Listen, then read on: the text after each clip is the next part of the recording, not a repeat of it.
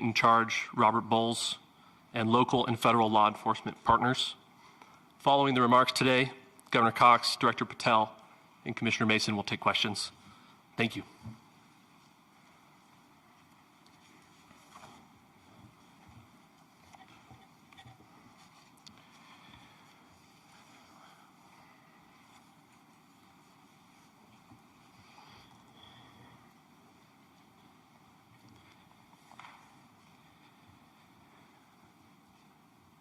Good morning, ladies and gentlemen. We got him. On the evening of September 11th, a family member of Tyler Robinson reached out to a family friend who contacted the Washington County Sheriff's Office with information that Robinson had confessed to them or implied that he had committed the incident. This information was relayed to the Utah County Sheriff's Office and scene investigators at Utah Valley University. This information was also conveyed to the FBI.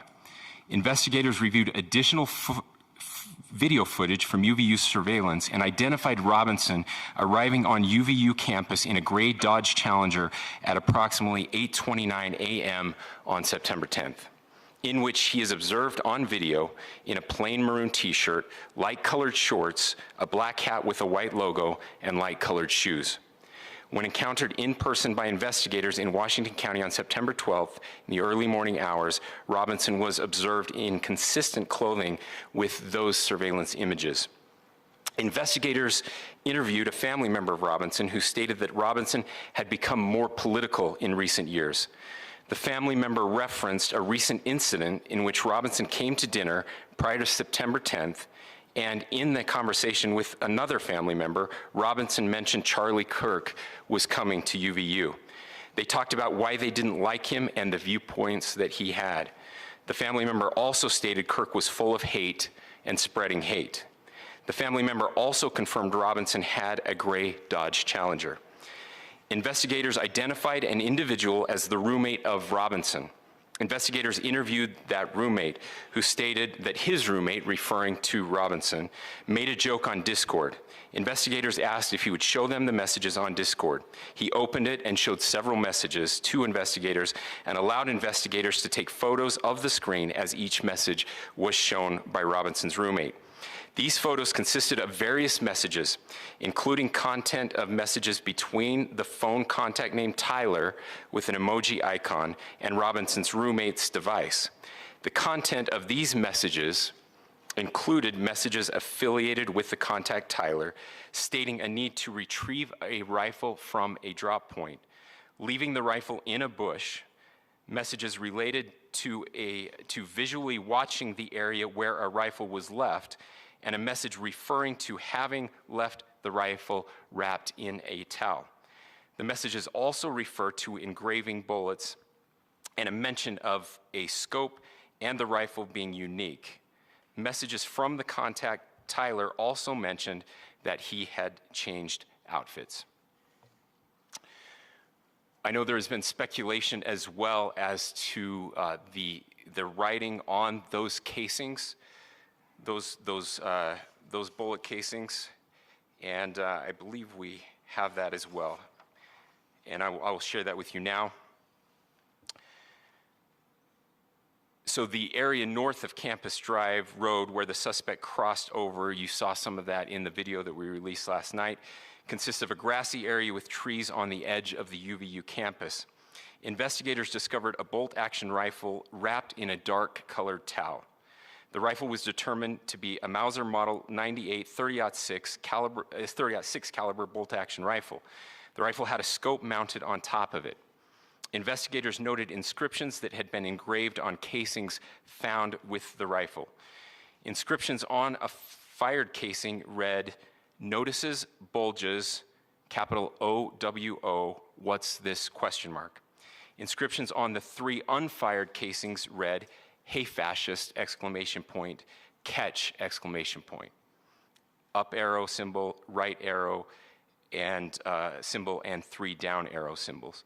A second unfired casing read, "Oh Bella Chow, Bella Chow, Bella Chow, Chow Chow." And a third unfired casing read, "If you read this, you are gay, LMAO." We are indebted to law enforcement across the state who has worked seamlessly together, local law enforcement, state law enforcement, and our federal partners with the Federal Bureau of Investigation. We're grateful for everyone who worked together in such a short amount of time to find this person and to bring justice. I want to thank the public who has been so engaged, reviewing videos, helping us with sending in tips, and helping us get to this point. I want to thank the family members of Tyler Robinson who did the right thing in this case and were able to bring him into to law enforcement as well. I especially want to thank the family of Charlie Kirk, Erica, Charlie's parents, his children. I want us to be thinking of them as we bring justice in this case. They will be involved in that justice. We will be working very closely with them as we move through this process as well. This is a very sad day for our country, a terrible day for the state of Utah.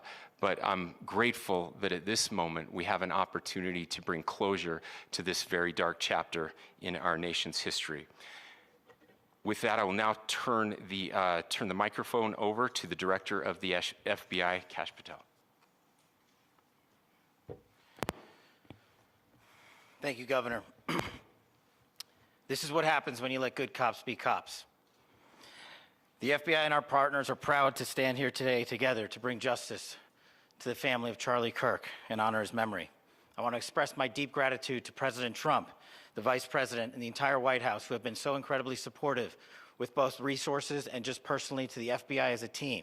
They had our backs the entire way, and I just want to express my gratitude for giving us the resources we need to operate in this space to bring this sort of justice at this sort of speed. In 33 hours, we have made historic progress for Charlie. Governor Cox, our partnership has been absolutely incredible these last few days. Our partnership will endure. Your state and local partners, your sheriffs, your DPS community has been unbelievably impressive in the hardest of times. And a case like this cannot be solved, cannot be brought without partnering with your state and local authorities. The FBI has a certain role to play, and we will play that role, and we will lead out for the federal government. But Governor Cox, we are so grateful for your state partnership that led out on this investigation. A little bit of the timeline. Charlie was shot at 12:23 p.m. on Wednesday. The first FBI agents arrived on scene in 16 minutes with chiefs of police at 12:39 and secured the scene. The FBI immediately launched fixed-wing assets. We utilized these assets to transport personnel, specialty technicians, hostage rescue teams. We also utilized these assets to go back and forth from the East Coast and here in Utah to transport forensic evidence and other evidence that will be analyzed and is being analyzed at our FBI laboratories in Quantico and other laboratories, including the ATF. At my direction, the FBI released the first set of FBI photos of the suspect at 10 a.m. local time on 9/11. Then, shortly thereafter, the FBI reward of $100,000 was released at 10:45 a.m. local. Myself and Deputy Director Bongino arrived on the scene at approximately 5:30 p.m. on 9/11. The governor led a press conference last night at approximately 8 p.m., where at my direction, the FBI released a never-before-seen video of the suspect. We also released new images to the public of the suspect. And just last night, the suspect was taken into custody at 10 p.m. local time. In less than 36 hours, 33 to be precise, thanks to the full weight of the federal government and leading out with the partners here in the state of Utah and Governor Cox, the suspect was apprehended in a historic time period. And I want to highlight what Governor Cox said. This would not have been possible without you, the media, and you, the public. That's why we went so public, so fast, and we're so transparent, and we're committed to that transparency. The crime scene, just a little bit there. It is a large crime scene. State and local authorities, along with federal authorities, processed that crime scene quickly. And I even had the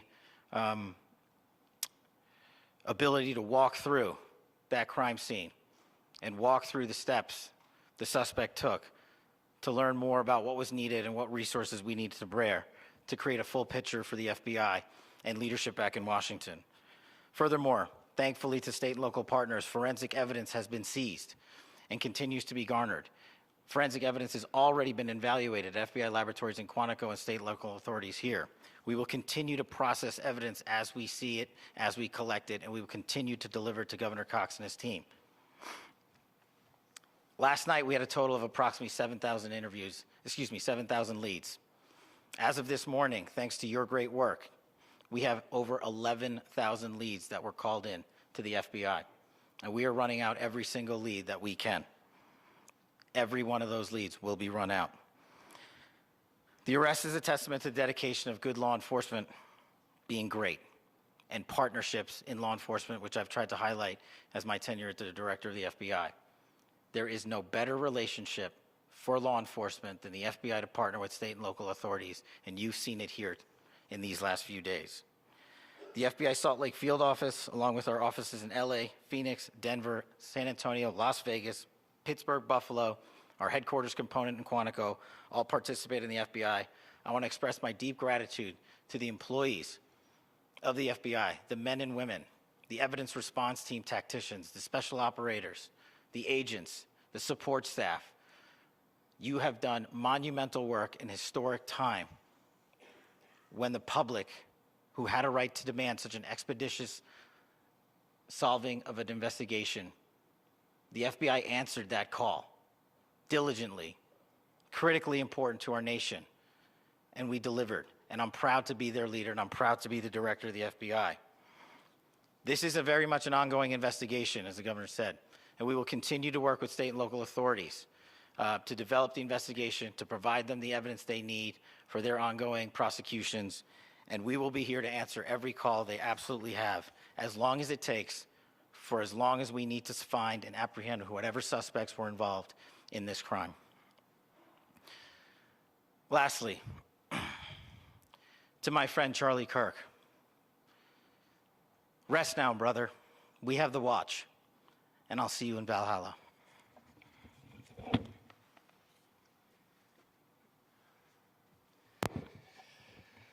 Thank you, and good morning.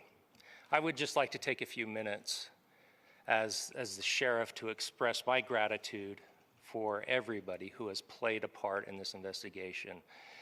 As you know, it's been a vast, a complicated, and a very, very fast-paced investigation. You're looking at people standing up here who are running on, if they got an hour's sleep in the last couple of days, they're probably lucky. It has been very taxing. It has been so impressive, speaking on behalf of the local law enforcement, to see the cooperation that we've seen in this type of case. Across the state, sheriffs, chiefs, our state partners have stepped up and have come to the call on anything that we needed. Our county chiefs have been phenomenal. Our Utah County Attorney, Jeff Gray, who's standing up here with us, has been phenomenal in leading us through this investigation. I would like to thank the federal government for their resources, their assets. Our local team here, our FBI team, has been extraordinary in helping us work through this and bring this person to justice. Most of all, I would like to thank the public, and specifically, I would like to thank the public who turned to prayers and who turned to positiveness for us. I would like to thank them on behalf of the law enforcement community, because we needed those prayers. That's what we needed to get through this. We needed your support, and you gave it to us. We needed your patience, and you gave it to us. And I would like to thank you for the Kirk family, because that's what they need, is your support and your prayers, and that will get us through all of this. So thank you, everybody, for everybody that have stepped up. We've had such a phenomenal response to this. Thank you.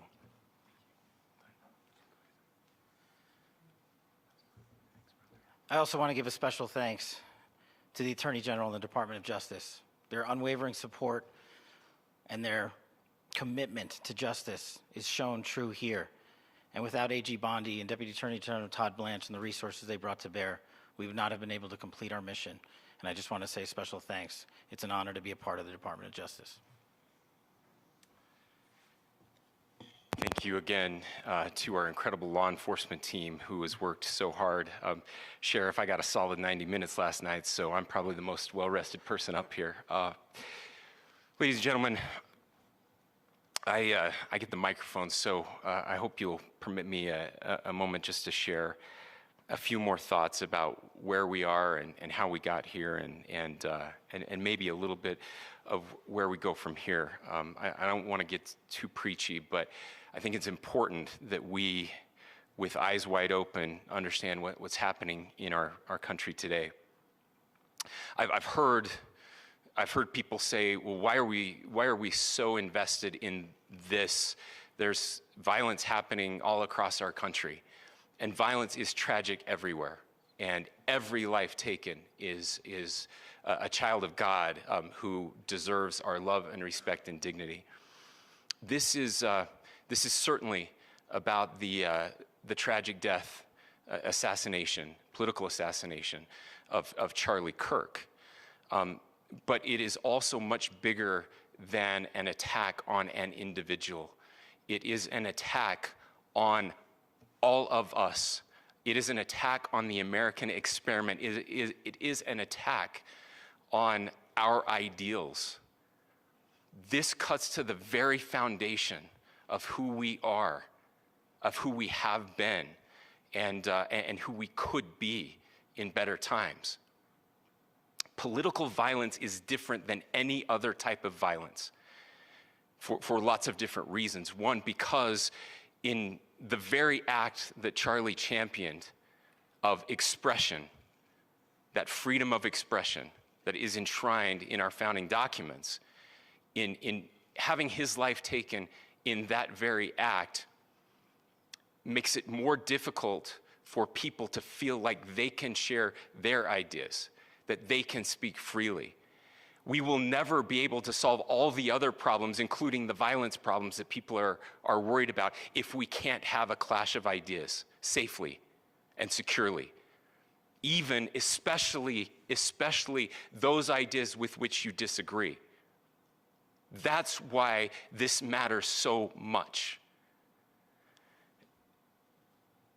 Over the last 48 hours, I have been as angry as I have ever been, as sad as I have ever been. And it was, as anger pushed me to the brink, it was actually Charlie's words that pulled me back. I'd like to share some of those. And specifically right now, if I could, I need to talk to the young people in our state, in my state, and all across the country. As President Trump reminded me, he said, you know who really loved Charlie? The youths. And he's right. Young people loved Charlie, and young people hated Charlie.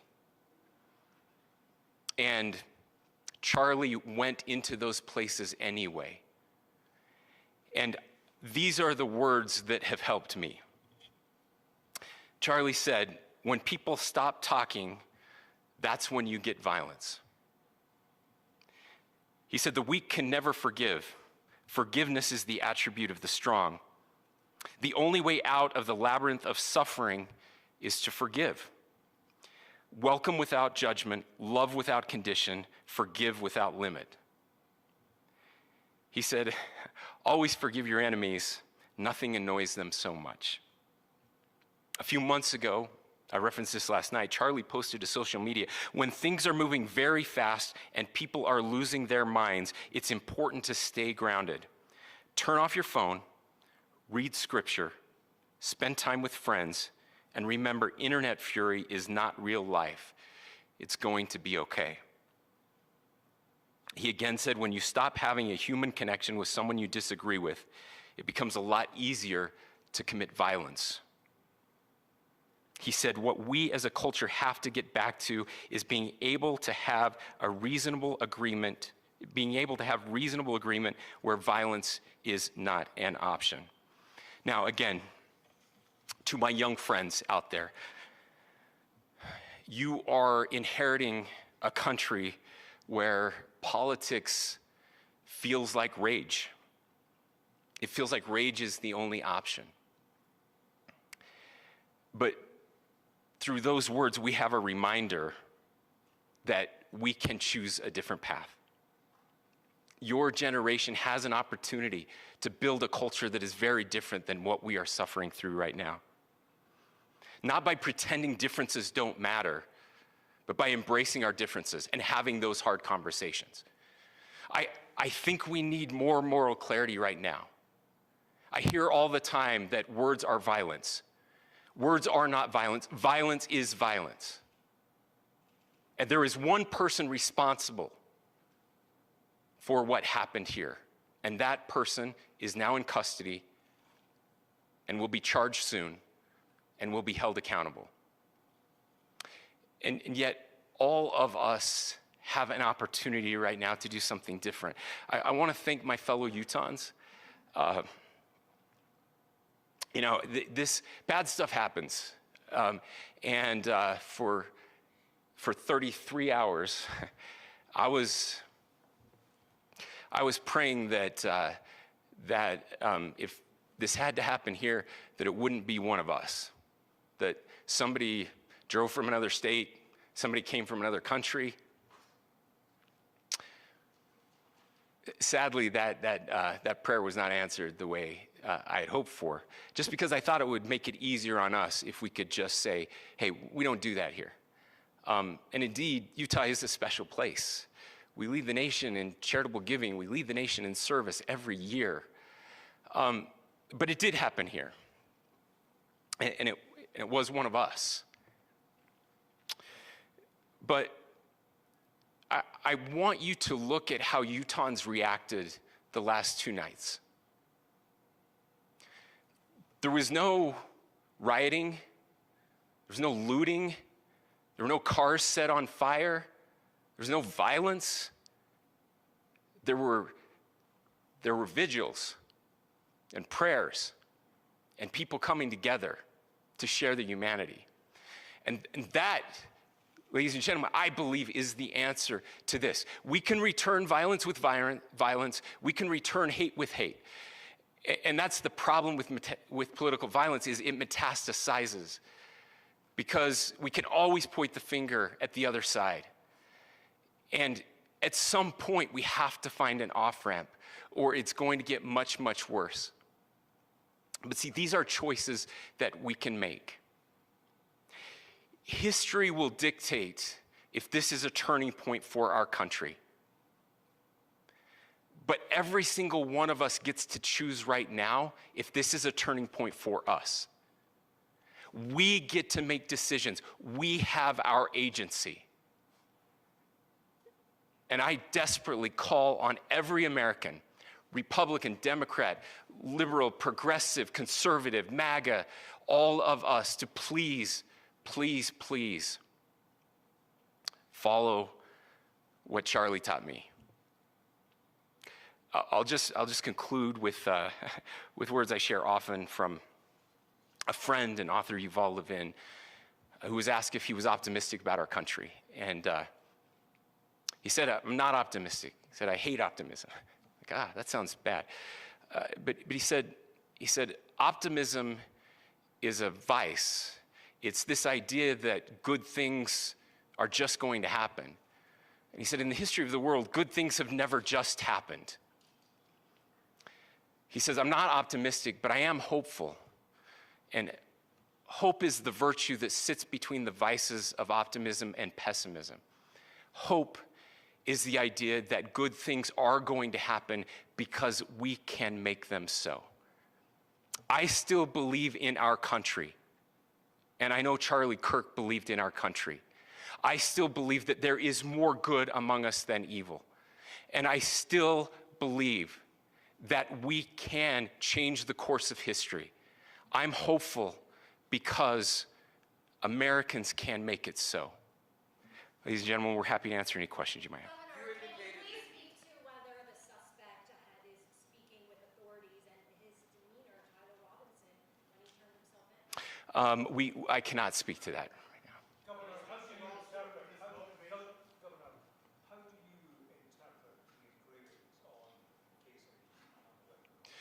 Well, I will leave that up to you to interpret what those engravings mean. I think the clearest one that says "catch fascist," there's not, and by the way, that's like catch like a ball, catch this.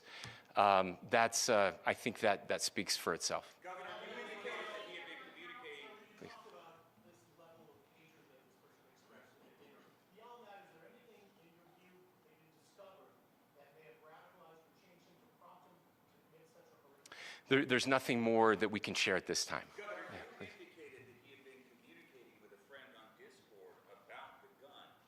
Do you anticipate any more arrests? We do not at this time have any information that would lead to any additional arrests. Do you believe he acted alone? Yes, but the investigation is ongoing. How he came into custody of police and where he is right now? Yes, so right now, Mr. Robinson has been booked into the Utah County Jail. You heard the president this morning report that he was taken into custody, that his family and a friend helped to deliver him into custody of law enforcement in Washington County. For those of you that don't know where Washington County is, it is the southwesternmost part of the state of Utah. It's about a 3.5 to 4 hour drive from here, where we are right now, and that's where he lived and where they turned him in. Please, I'll go here. I can't share any more than what I've already shared. Yeah.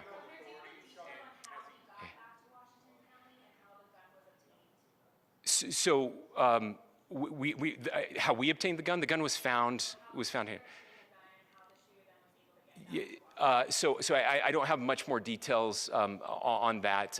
We do know that he drove. We had his car here on campus, and then we had his car going south back to the St. George. It's actually the city of Washington in Washington County. Is he talking with authorities and did he discuss a loading? I'm sorry? We don't have any information that would lead us to believe that. Yes, in fact, it was just released. Yes. Talking with authorities and did he discuss a motive? I can't answer that right now. Yeah, thank you. Over here.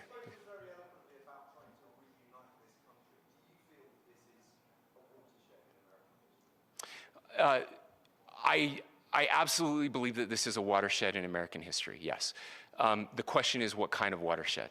And that chapter remains to be written. Is this the end of a dark chapter in our history or the beginning of a darker chapter in our history? Look, I mean, if you look at true political assassinations in this country of someone of this stature, this feels a lot like the late 60s. And having one so gruesomely displayed on camera in all of our hands and in all of our pockets, we are not wired as human beings biologically, historically. We have not evolved in a way that we are capable of processing those types of violent imagery. And by the way, we've seen another one with a gruesome stabbing very recently that went viral. This is not good for us. It is not good to consume.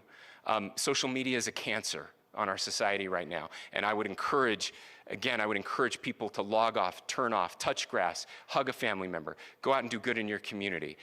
That is happening, and it's happening organically right now. I had a friend in a small city in Utah who said, we're getting together, the Republicans and Democrats in my little town are getting together to have a discussion last night, just to find a way to find their better angels. So yes, this could be, I mean, again, you have to go back to JFK to have seen a video live of something like this happening. I wasn't born until 1975, but I know that things were really dark in the late 60s. Sorry to some of you. I know some of you were there. This is our moment. Do we escalate or do we find an off-ramp? And again, it's a choice. It's a choice, and every one of us gets to make that choice. Two more questions right here. Could we clarify that the release of those enhanced images at 8 p.m., the timeline that Director Patel gave us, led to the arrest at 10 p.m.? Is there a direct connection between those two events? I cannot comment if there is a direct connection or not, but all I can say is that through some process, the family came to know that this had happened. One more thing, Governor. Could you just clarify the clothing issue you mentioned earlier? Was he changing outfits? Correct. Yes. So when he's first spotted on campus, he has different clothing on, and then he changes clothing on the roof, and then changed back into that clothing at some point, so that when he was apprehended, when he was arrested, the clothing matched the clothing he had on before the shooting here at UVU. Last question here. Yes. Suspect was from Utah. Can you kind of tell us a little bit more about where, and was he a student here at this university, and is there any history of mental illness? Yeah. So I don't have any information on the mental illness part. He was not a student here at UVU. He was living and had lived for a long time with his family in Washington County, in the southernmost part of our state. Thank you, everyone, for your great work in getting this information out. I would just say, process-wise, this may be important. I know many of you aren't familiar with the process in Utah. I think it's important that you understand that. Basically, we have 3 days for charging documents to be filed. A CI will be filed. We'll have more information then, more detailed information as those charging documents are filed in preparation for a preliminary hearing. So 3 days. So we would anticipate then that early next week those charging documents will be filed. We will obviously be working. The county attorney will be working very closely with Mr. Kirk's family as those documents and decisions are prepared and made. Thanks, everyone.